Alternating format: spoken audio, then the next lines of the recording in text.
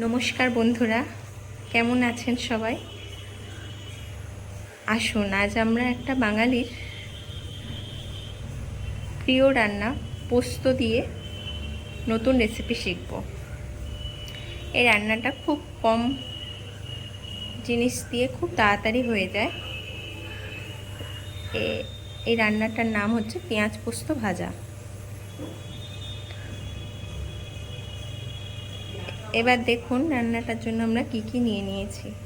আমরা নিয়েছি 1 বাটি পোস্ত বাটা, একটু লবণ দিয়ে মসৃণ করে পোস্তটা বেটে নিতে হবে। আর নিয়েছি 2 বড় সাইজ পেঁয়াজ এবং একটি লঙ্কা মিহি করে কুচিয়ে। আর লাগবে আমাদের ওই একটুখানি 1 চামচ মতো কাশ্মীরি লঙ্কা গুঁড়ো। আর লাগবে লবণ, পরিমাণ মতো চিনি এবং সর্ষের তেল। এই অল্প মশলাতেই রান্নাটি হয়ে যায়, খেতে কিন্তু অপূর্ব স্বাদ হয়। আসুন এবার রান্নাটা শুরু করি। এই দেখুন বন্ধুরা, প্রথমেই মামনি কড়াইয়ে তেল দিয়ে দিল গরম করতে। তেলটা এবার একটু ভালো করে গরম করে নেব আমরা।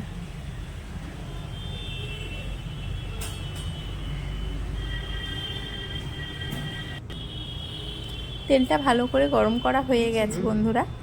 এবার মামনি এর মধ্যে দিয়ে দিচ্ছে কুচানো পেঁয়াজ আর লঙ্কা। এবার পেঁয়াজ আর লঙ্কাটা তেলের মধ্যে হালকা নাড়াচাড়া করে ভেজে নেবে।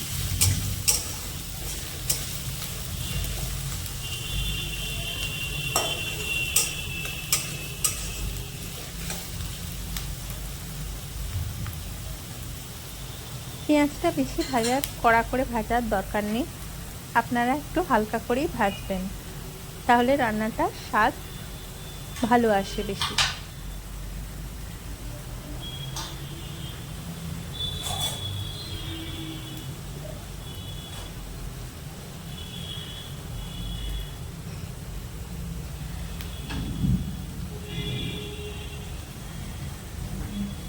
এবার এর মধ্যে দিয়ে দিল পরিমাণ মতো লবণ।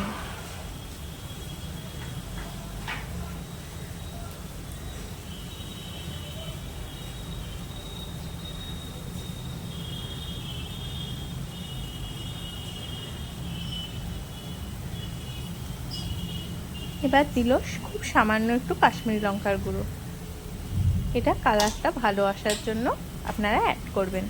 কেউ যদি না পছন্দ করেন তাহলে তারা স্কিপ করেও যেতে পারেন। এবার দিল টেস্টের ব্যালেন্স রাখার জন্য খুব সামান্য 2 দানা চিনি।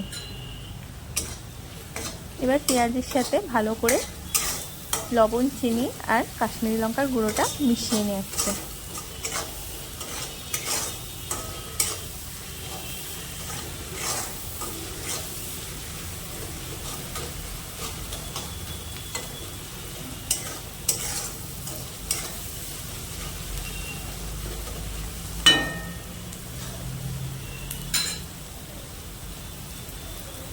পেঁয়াজের সাথে মশলাটা ভালো করে মেশানো হয়ে গেছে। এবার মামনি এর মধ্যে দিয়ে দিল বেটে রাখা পোস্তটা।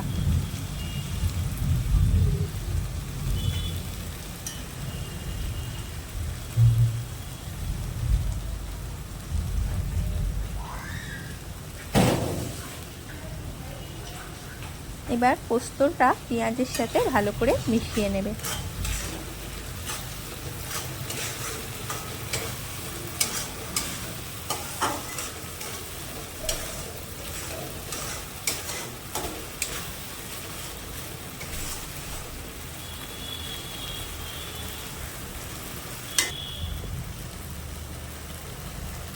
আপনারা এই সময় গ্যাসের ফ্লেমটা জোরে দিয়ে রাখবেন, পোস্তর যেটুকু জল আছে সেটা শুকনো হয়ে আসার জন্য। এই দেখুন বন্ধুরা, পোস্তটা অনেকটা শুকনো হয়ে গেছে। এবার বারে বারে নাড়াচাড়া করে করে আপনারা আরও টান করে নেবেন, যাতে পোস্তটা নিজে থেকে লেগে না যায়। পোস্তটা অনেকটাই দেখুন শুকনো হয়ে এসছে, পেঁয়াজের সাথে ভালোভাবে মিশেও গেছে।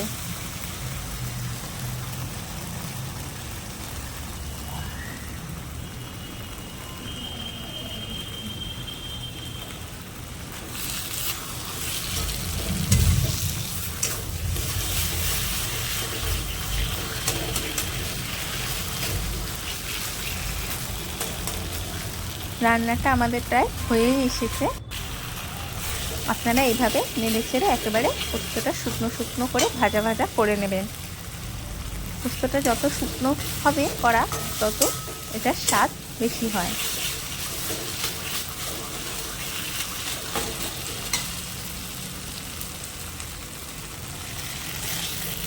এই দেখুন বন্ধুরা, একটা সুন্দর হালকা লালচে কালারও চলে এসছে, আর একটা পোস্ত ভাজার দারুণ সেন্টও বেরিয়েছে। আপনারা যখন দেখবেন পোস্তটা আর লেগে থাকছে না কড়ার গায়ে, একেবারে শুকনো হয়ে গেছে, তখন নামিয়ে নেবেন।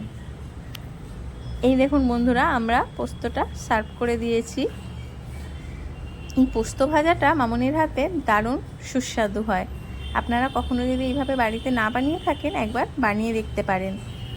গরম ভাতের সাথে কাঁচা লঙ্কা আর লেবু দিয়ে এই পোস্ত ভাজাটা খেতে দারুণ লাগে। রান্নাটি কেমন হয়েছে জানাবেন অবশ্যই আমাদের। ভালো লাগলে লাইক, সাবস্ক্রাইব এবং শেয়ার করবেন। আর ফেসবুকে পেজটিকেও আমাদের ফলো করে নেবেন। ধন্যবাদ।